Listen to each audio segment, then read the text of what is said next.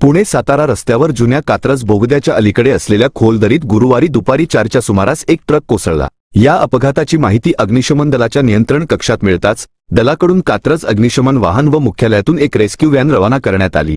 घटनास्थळी पोहोचताच जवानांना एक ट्रक खोल दरीमध्ये सुमारे 200 फूट अंतरावर पडला असून वाहन चालक जखमी असल्याचे आढळून आले।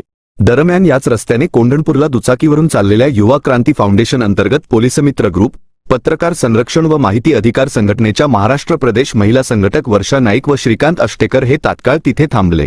घटनेचे गांभीर्य पाहून रस्त्यावर होत असलेली गर्दी नियंत्रणात राहावी म्हणून त्यांनी पोलिसांना मोठे सहकार्य केले। तर घटनास्थळी तात्काळ आलेल्या अग्निशमन दलाच्या जवानांनी दोरी, सेफ्टी बेल्ट याचा वापर करून तातडीने जखमी असलेल्या वाहनचालकापर्यंत पोहोचत त्याला बाहेर काढले व उपचारासाठी रुग्णवाहिकेतून तात्काळ रुग्णालयात रवाना केले। मिळालेल्या माहितीनुसार हा ट्रक साताऱ्याहून पुण्याकडे येत होता।